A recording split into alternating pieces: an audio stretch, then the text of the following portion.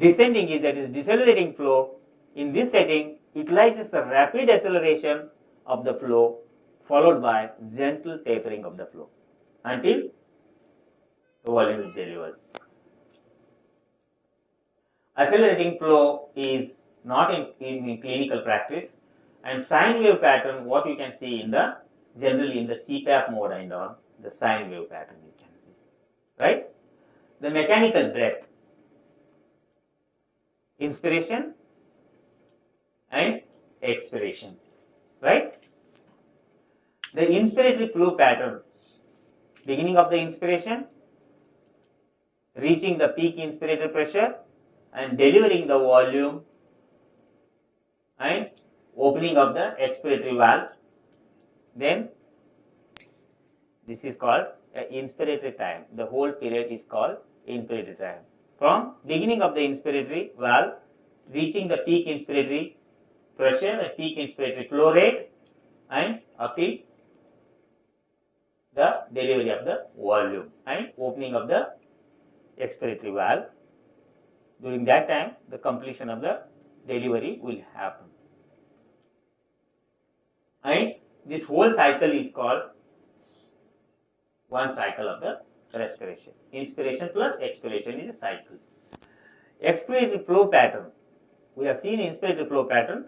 Now, opening of the expiratory valve and reaching the PEFR and reaching the baseline, and next cycle of the inspiration starts. Until then, it's an expiratory flow pattern.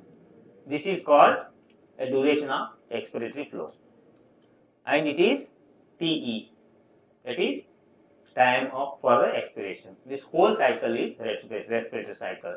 The scalars, we will go through the volume versus time scalars now. The volume versus time, inspiratory, reaching the inspiratory tidal volume, and then starts expiration, right?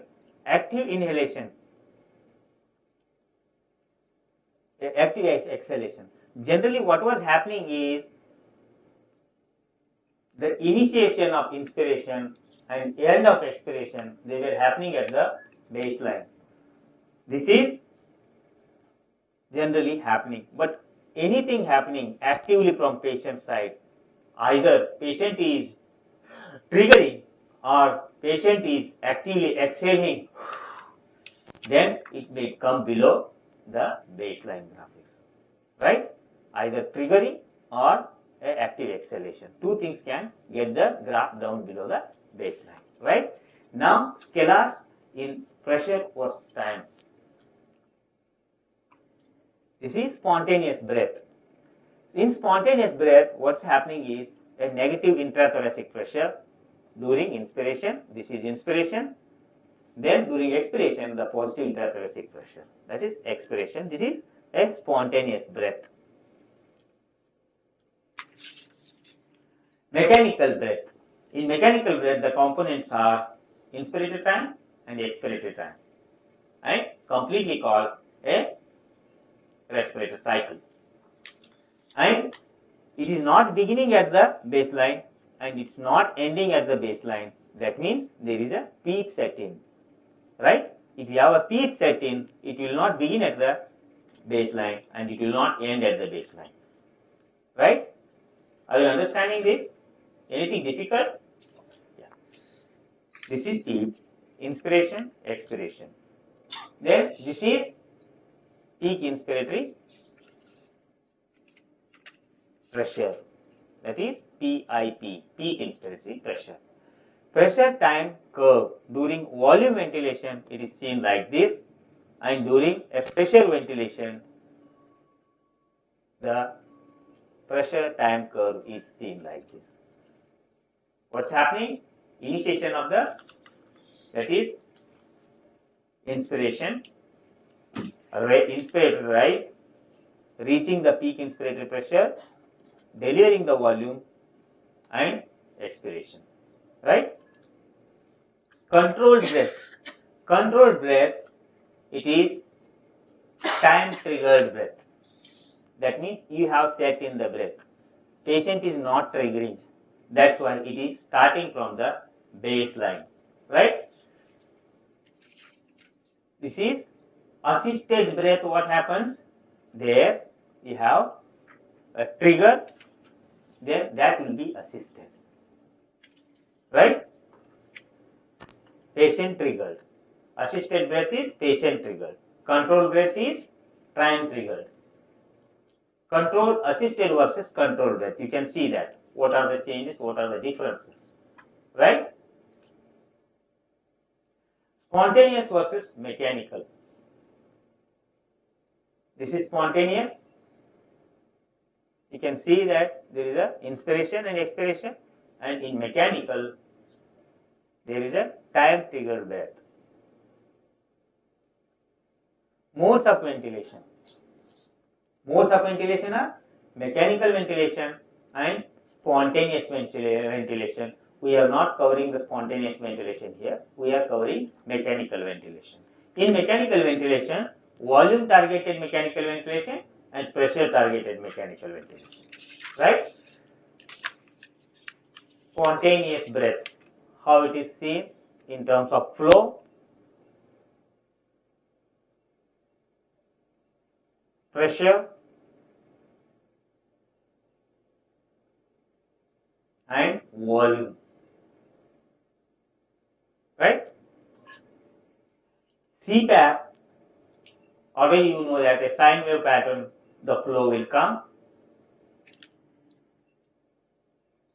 Right? The pressure will be the set pressure. Wherever, whichever thing is set, there you will get something flat. If you have set a volume, then also it will come flat. Where if you have set a pressure, then it reaches the pressure and delivers. Right? Now PSV. Flow,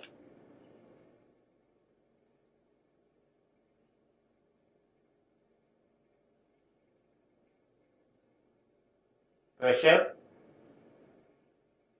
Here what happening is, in this mode the flow is, here it is patient triggered, right?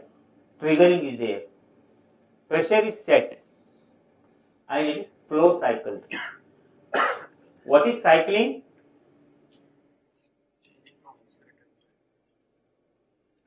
What is cycling? From where?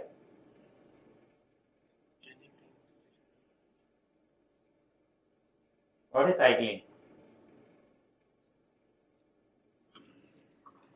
See here, first thing is trigger and cycle and pressure limit. Three things we have to take care of that. Here in this, a patient is triggering and pressure we have set in, and from where the expiration is starting. That's a cycling is happening. Right? Just remember this. Here in this mode, the cycling is starting before reaching the baseline. That is a flow cycle. Otherwise, you can remember that something like that. If it is not reaching the baseline and cycling is starting, means it is starting somewhere 40 to 50% of inspiratory flow is happening, then the expiratory valve is opening up same time. That is cycling, right? Controlled mode, volume targeted ventilation. Here, it is time triggered. Any trigger is there? Any negative reflection is there here? No. Here, controlled mode, it is a time triggered, flow limited. Flow limited. You have set a volume. You have set a respiratory rate. It is time triggered, flow limited, and volume cycle, because you have set volume. Right? What you have said here, a flow limited and time triggered and volume cycle. Controlled mode, pressure targeted.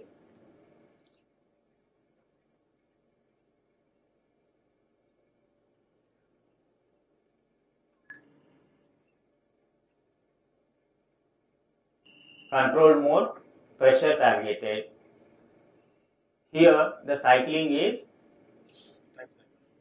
time cycle. Time cycle. After reaching the baseline, it is cycling. And what we have set? We have set pressure. Set pressure. And what is a trigger? It's a time trigger. Time trigger, time cycle, and set pressure. Right? This is control mode, the pressure controlled ventilation. Assist mode. In volume targeted assist mode, here assist is there, that's why it's a patient triggered. Patient triggered, volume targeted. And the volume targeted means that is volume cycle and flow limited. Right?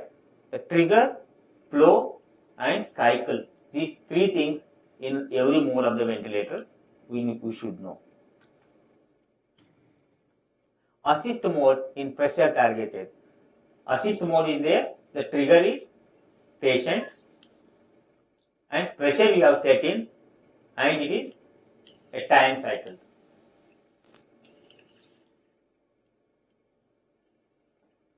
SIME, volume targeted. Mandatory breath, here these are a mandatory breath. The trigger is patient, volume we have set in and it is time cycle. But some spontaneous breaths are also there. Right? The components of inflation pressure. It's a beginning of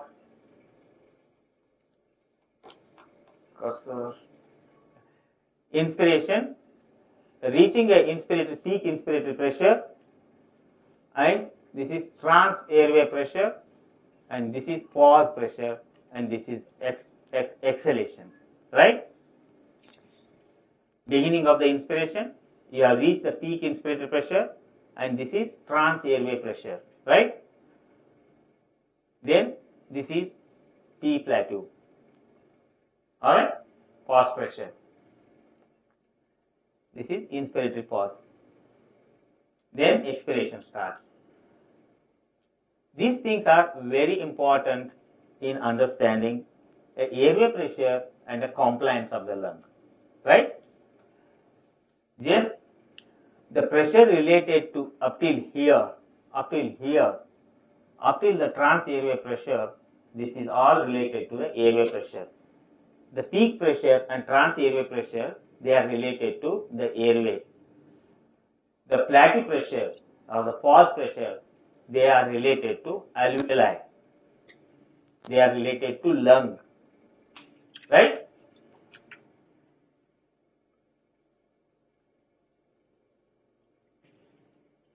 Lung, alveoli and their distendability and compliance.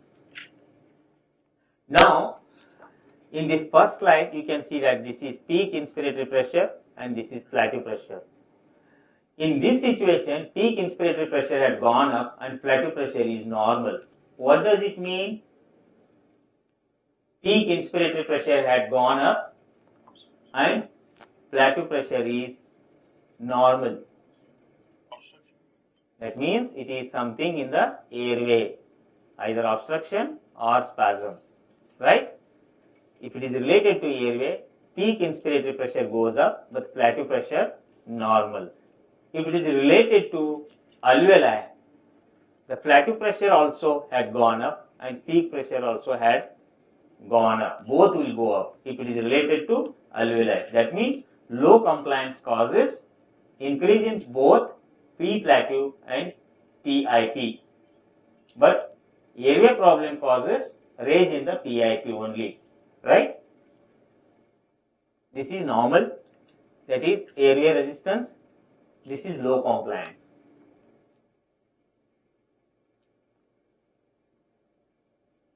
Same here again.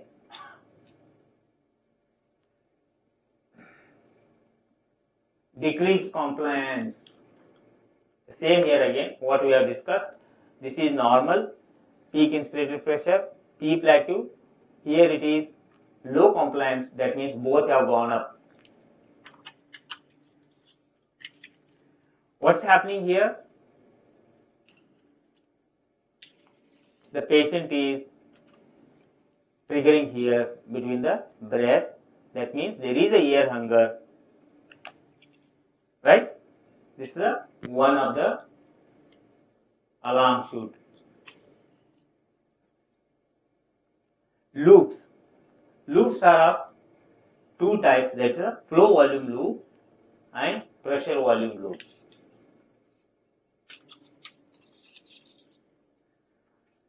This is a pressure volume loop. You can see that from the point of initiation, a inspiration reaching the peak inspiratory pressure, then starts the expiration. At the same time, the tidal volume is delivered at a peak inspiratory pressure, right? In a flow volume loop, the point of initiation, the inspiration is happening, the volume is delivered, then the expiration is starting, then here it is peak inspiratory flow rate is there, PEFR, the peak PIFR. Pressure volume loops.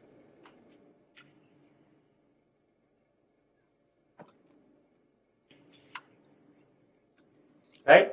This is normal inspiration and expiration. And here assisted, the patient triggered, this is patient trigger, the assisted breath, inspiration, reached the peak inspiratory pressure, and expiration started and reached to the point of initiation. And this is spontaneous breath, the patient triggered, the inspiration and delivery and expiration started, a point of initiation had been reached. Where it had been initiated, it will reach back there itself. P point PV loop. If you have set a PEEP, the inspiration will begin here from the point of a set PEEP, right? This is a pressure loop. From here, the inspiration started and it looks like this in case of the PEEP setting. Work of breathing. This is inspiration. A is inspiration is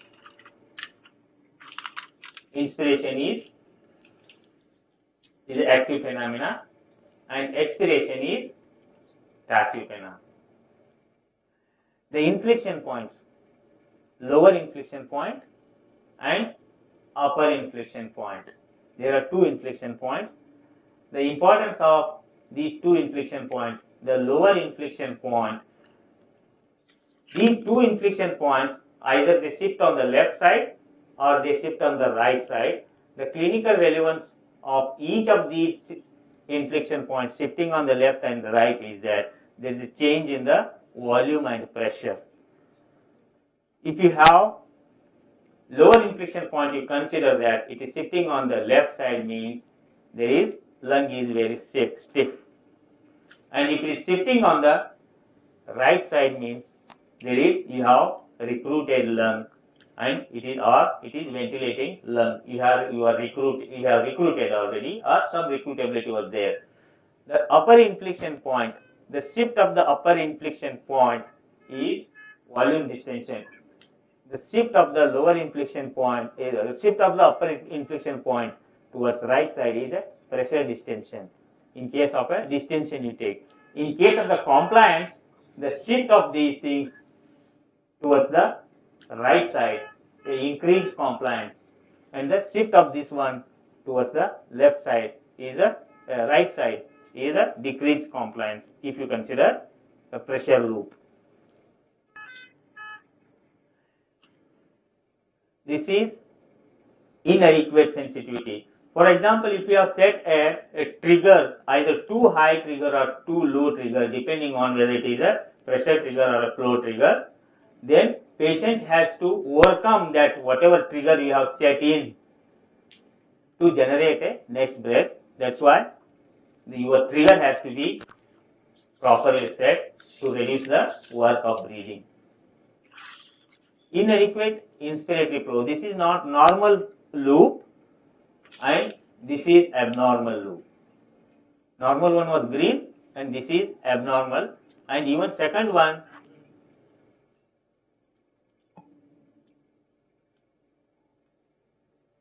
here also this is normal one, and here some disturbance is happening. Either patient is, there is a air hunger or something is there. That's why that is active inspiration during a ventilated breath is happening.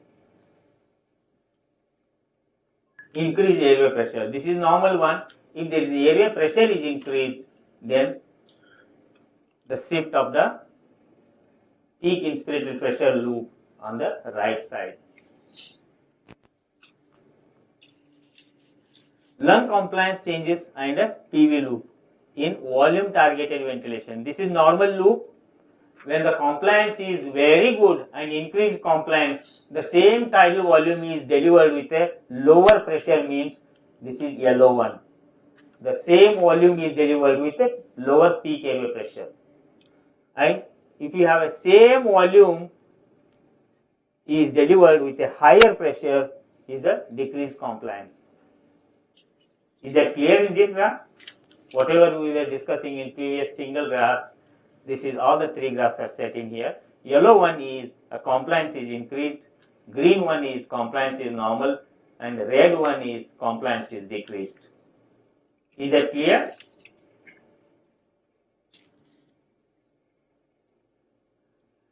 And the same thing if it is lung compliance changes in the PV loop in a pressure targeted ventilation. That was a volume targeted ventilation. Here the target is the pressure. Which one is there in your control? Pressure was there in your control. You have set in a pressure, but with the same set in pressure, here the tidal volume in case of yellow, the higher tidal volume is delivered. That means the compliance is very good, and the same preset pressure, this much green one tidal volume is delivered. That is normal, and with the same set in peak pressure, peak inspiratory pressure, the minimal tidal volume is delivered. That means a low compliance of the lung. Clear? Difficult to understand this one? Is it easier or difficult? Yeah. Initial one was the volume one. You have set the volume, and the compliance were something like this. To deliver that much volume, the pressure was generated in three scenarios. In a good compliance, the less pressure was required. In a high pressure was required in bad compliance. But in this case, where you have set a pressure, in a good compliance, the good tidal volume was generated with whatever pressure you have set in. In a bad compliance, whatever pressure you have set in, the tidal volume was low. Distension. These are also, some of them, these slides will come in alarm shooting. This is normal one. In case of pressure distension, this beaking appearance will come. In case of a pressure distension, if you look into this, what was the normal?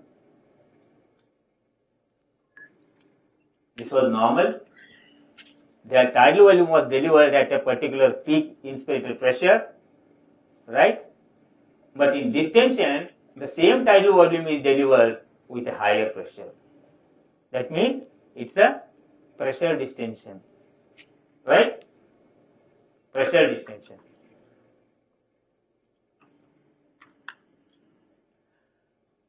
This is now the flow volume loops.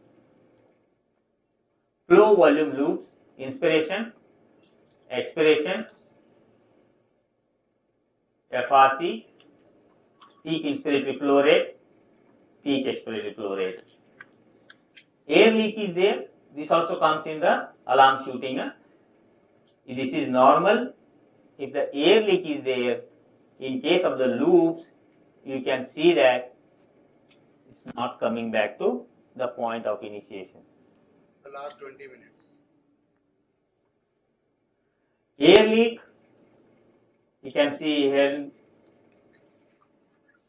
not coming back to point of initiation. Air leak in scalars, not coming back to baseline before starting the inspiration. Air trapping, it's not coming back to baseline before starting the next inspiration. Air trapping in loops, seen like this. And now response to a bronchodilator therapy, this is before bronchodilator therapy, you can see the PEFR and the time for the expiration was this much, and after bronchodilator therapy, what happens to PEFR and time duration required to expire the same volume was less, right? Increased airway resistance, this is normal one. If there is airway resistance is increased, either it is a spasm or something like that, there will be a scooping. And even in this case also, before bronchodilator therapy and after bronchodilator therapy, you can see the changes, something whatever you have seen there, increasing the PEFR, right? And decreasing the total expiratory time. Now, Indranil will highlight some of the alarm shootings. Even though I have already shown you some of the alarm shooting slides in this presentation. So troubleshooting is about when you ventilate the patient, you would have some problems. So the ventilator key will keep beeping just as your monitors would reflect the alarm. The ventilator also has alarms, right? Mic on. Press push. Down. Yes. Press the button push. Hello. Yeah. So, what are the alarms you see on your ventilator? What alarms you are routinely seeing? Pressure, volume alarms, pressure alarms. Yeah. Anything else? Circuit disconnect. Circuit disconnect. So that will show in you will not, the volume is not going to show circuit disc. The alarm is not going to show circuit disconnect. Which alarm is going to beep if the circuit is disconnected? Huh? Apnea is one. Yes. What is? Low pressure and low volume. Right? Yeah. So one is, so that means you will have a volume alarm, pressure alarm, FiO2 alarm, apnea alarm, okay, and rate alarm. Am I right? Yeah. So first go to the simple alarm. Let's start with the pressure alarms. So you can have a low pressure alarm or a high pressure alarm. So let's go to the high pressure alarms. When will we get the high pressure alarms? So basically, when you set the inspirated pressure at 20 and you're getting 30, so then you get a high pressure alarm. So what are the conditions which can cause the high pressure alarms? So go from the mechanical factors, patient factors, lung factors. What are the mechanical factors which can cause it? Yeah, so start from the tubings. Yeah, so ET tube, biting of the tube, secretion blocking of the tube. Then clots can block it if the patient is having a pulmonary bleed or something. And what is? Water. Yeah, or come to the twisting of the your expiratory or respiratory tubings, or then the HME filter. Yeah, if you're not changed it, you forgot to change it, it's getting clogged, you can have a high peak pressure alarm. Yeah. Okay. So now if the high peak, then these are the mechanical factors. When you come to the patient factors, what could be it? Yeah. So bronchospasm. Yeah. A patient is coughing. He's restless. He's coughing. He's fighting the ventilator. He's excessively triggering the ventilator. Okay. These are the patient factors. And as you said, he's having bronchospasm. Then what are the alveolar factors or the lung factors which can be causing the high peak pressure alarms? So anything which is causing filling the alveoli, right? So the secretions, fluid, or the alveolar membrane is becoming thicker, as you see in chronic bronchitis, bronchiectasis, or ARDS, commonest fibrosis. So that is going to cause the stiffness of the alveoli, and that is going to increase the. What will increase now? Okay, I'll come to that. Then consolidation or a collapse, okay, atelectasis, all this will cause increase in the pressure alarms. What about surrounding the lungs? What can cause raised pressure if around the lungs? Like suppose you've got the tubing, you come to the patient factors, you come to the lungs, then what else can cause the peak pressure alarm? Yeah. Right. So pleural cavity and yeah, and then you come out of the cavity, the chest wall. So when you have a peak pressure alarm, you should think of all these things one by one. So you first rule out the mechanism. Easiest to rule out whether you see the patient is chewing the tube, something is blocking, you suck out and see. All those things are not there. You are going to auscultate the patient. Auscultate, you see that no bronchospasm, you're getting air entry, okay. Or if then you move on to the next. But if patient factors are ruled out, then lung factors. So you're getting crepitations. So you're looking at pulmonary edema, you're looking at ARDS, you're getting obviously bronchospasm. So now when you know this is the clinical approach, right? If air entry is decreased, you may have a pneumothorax or a massive pleural effusion. So clinically, how will you, if you have time, if the patient is stable with a pneumothorax or a hemothorax effusion, you can ask percuss. If you get a tympanic node, you're probably going to have a pneumothorax. Then if you have time, you can do an X-ray and then do the needful. If the patient is collapsing, what will you do? You'll put a needle first and then an IC. Yeah. If there is a dull node on percussion, obviously you may have a collapse consolidation, or you may have a pleural effusion, which you have adequate time to treat. Okay. So now how do you know based on the alarm? Suppose now you get a show peak pressure alarm. Yeah.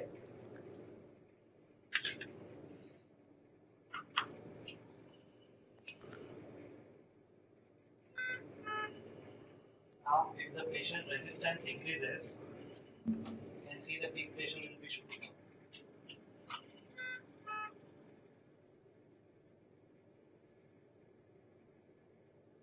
Waveform is yet to show it. Okay.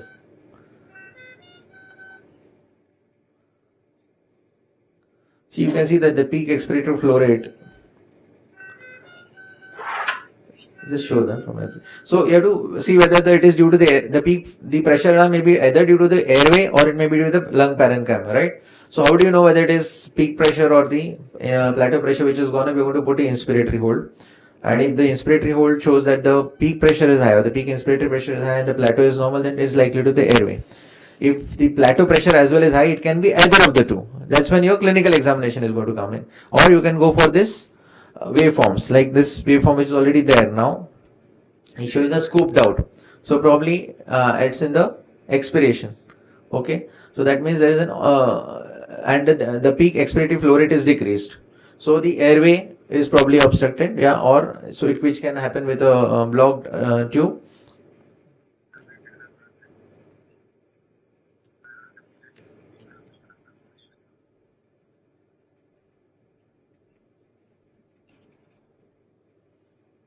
Yeah. So now, what would this indicate? Air trapping. Yeah. So auto peep. So what is auto peep? Inadequate expiration. Yeah. So the air, because of the inadequate expiration, the air is getting trapped. Air getting trapped means the pressure is going to increase, right, in the airway. So that is going to reflect as the peak pressures or the increase in pressures above the peep what you have set. Yeah. So can you show auto peep there on the waveform? It's not show. But we can measure this auto peep. PI, right now there is no air trapping in the lungs. That's why it is showing 0. If there is a air trapping in it, it will, for example, it will show 4 and the total will be shown here as 9. It's because the peep depth is 5. Okay. Currently there is no air trapping, so that's why the total peep is 5 over here. But if there is a peep air trapping, for example of 4 centimeters to go, then the peep I will be shown as 4 and the total peep will be shown as 5 plus 4. That means the 4 centimeters to becomes your air trapping.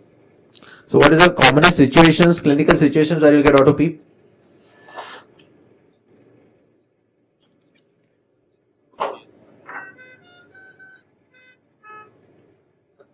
Rapidly breathing COPD with a bronchospasm, right? Yeah. Because what is happening, like when emphysema does chest, the lung, the elastic recoil is bad. So the air is taking time to go out. So that's why you will have a retention of air. Or in ARDS, where you set an inspiratory ratio which is more. So the expiratory time is less. So you take some time to breathe out the inspired air. So if you given less time to the lungs with a stiff lung to expire out that air, then you may retain. So you can get an auto PEEP. Or if the patient is hyperventilating, so then also you can get an auto PEEP. Yeah, with the spasm. So how do you overcome that? How do you overcome the auto PEEP?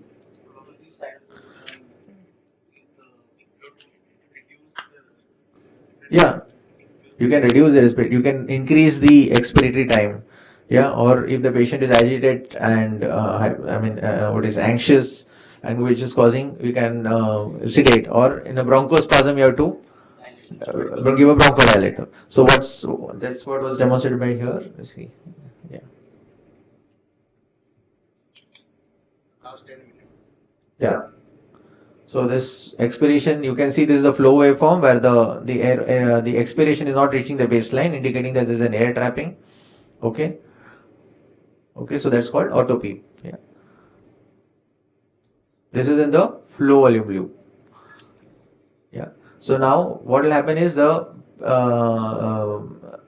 the bronchodilator, the peak expiratory flow rate will increase. Previously it was decreased. Yeah. So bronchodilator is relaxing the airways, so the peak expiratory flow rate. So based on, first you're going to see the alarms, then you're going to judge clinically what's going on, and then you can take help of this scalar waveforms or the pressure volume or the flow volume loops to know what it is. And then why you require these loops is, first the clinically patient will improve, like with whatever you've done for auto PEEP, decrease the rate or decrease the, you sedated the patient or you increase the expiratory time, and then you have to see on the graphics whether this is improving. Clinically, what will happen if the auto PEEP keeps on generating? What situation you've heard of dynamic hyperinflation occurring? Yeah, so that can suddenly cause decreased cardiac output and patient can go into cardiac arrest also, right? Yeah. Okay, I'm not calling low minute volume alarms. No? Okay, so this was high pressure alarms. Now low pressure alarm and low minute volume alarm will go simultaneously, because if you are having what are the commonest cause? Circuit disconnection. Yeah. So circuit disconnection, again you have to go from the mechanical to the patient factor. So mainly you can have a tube dislodgement. Why? Because your cuff may be leaking, or your tie of the mouth or the tube tracheostomy tie may have become loose and the tube is coming out. So that clinically you can see that. And as demonstrated here, you can have the air leak in the flow volume loop. The volume is not coming is coming before it should come. So that will show the air leak.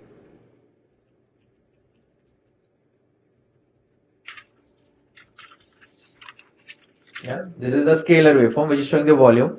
The volume is not reaching the baseline. That means that whatever inspired volume is not completely coming out. So there is something which is remaining, which is not, the expired tidal volume is lesser than the inspired tidal volume, showing that there is a leak. You can show a leak there.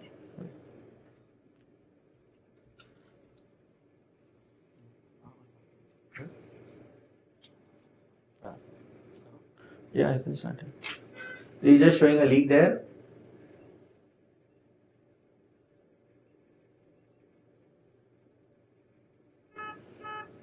So as soon as you get a low minute ventilation or a leak alarm, you are going to immediately check whether any circuit disconnection is there at all levels, from the tube to the expiratory inspiratory ports, the HME filter level, if you have an ETCO2, whether the ETCO2 has got disconnected. Okay, and the leak alarms may also, the low volume minute volume alarm also may sound in suppose you are in a weaning mode and pressure support mode, and the patient is not generating enough minute ventilation. He is taking low tidal volumes, your minute ventilation alarm may warn you. If you are in a pressure control mode and your lung is worsening, lung is becoming more stiff, pressure control, the volume is going to be determined by the pressures, right? So if the lung is becoming worse, the compliance is becoming poor, your tidal volumes will decrease. So again, your minute ventilation alarm may sound. So not only you don't have to just think of leak. Depending on the situation, it can be different conditions which you have to identify why the low minute ventilation alarm is sounding. You want me to start? I think we have, how much time left? Only 5 minutes left.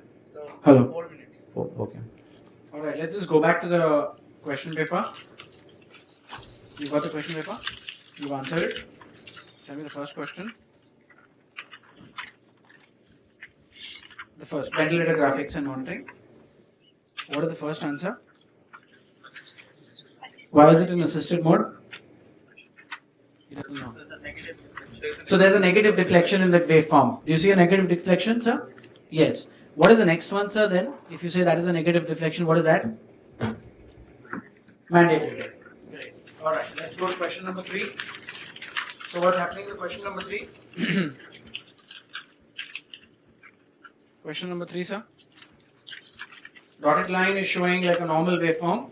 The black line is showing, is the pressure more for that much of volume? Right? The volume is on the left side, the pressure is on the bottom. It is requiring more pressure. So what is that? Increase airway resistance. Can you give me an example? ARDS. Directly. So what is resistance for? One simple rule. From the ventilator to the door of the alveoli, bronchioles, is the resistance. That much air I require to go through this door to come inside. This is the alveoli. So my peak pressure is still there. When it drops from there to enter inside, is the drop from the peak to down. And the pressure that is in this room is the plateau pressure. Is that making sense? So if the plateau pressure is high, there is some problem with the alveoli. Means the distendability, elasticity is a problem. Clear? If it takes a lot of resistance to open the door, means the resistance is high. Means anywhere from your ventilator circuit till your alveoli, there is a block. Either it can be kinking, biting, bronchospasm, secretions. Clear? Alright? So that is resistance. Inside is compliance. How compliant the lung is to open and close. Okay, so compliance is how much pressure I give, that much volume I change. The lesser pressure, the more volume, or the higher pressure, the lesser volume. That is what compliance is. Okay. Let's go to the next one, fourth one. Madam, fourth question, what do you think? Spontaneous breath, very simple. Okay, now the fifth one is a little confusing, but let's do the second graph, the center graph. What do you think the center graph is? So just look at the center graph, the second one. There is an inspiratory, there is, it's basically the volume which is not touching down the baseline. Yes? Is the volume touching the baseline? No. So what is that then? It's ideally supposed to be showing in sequences where you keep on getting stacks of air at the end of expiration. So just imagine, I want to leave this room but I cannot. Either this door is very small, okay, either people are coming in a little too fast or I'm not getting enough time to come out. So I need to give enough time to come out, I need to give enough expiratory time, I need to decrease the tidal volume. Am I understanding? Or I need to relieve that spasm which is there. Clear? Auto beeping treatment? Okay. We leave the question number 6 because even I can't see the graph. So we give the discount to you all with that. Question number 7. It's a loop. The loop is generally up. The loop is tilting down. Yes, I'm leaving. I'm finishing. One more 15 minutes. Okay. The loop. You can see the loop. Alright. The arrow is showing that the loop is going downwards. Yes? So what is happening? Decreased compliance. Very good. So what is decreased compliance because of what? Okay. Let me understand if these people have understood. No, it's gone way ahead. Why?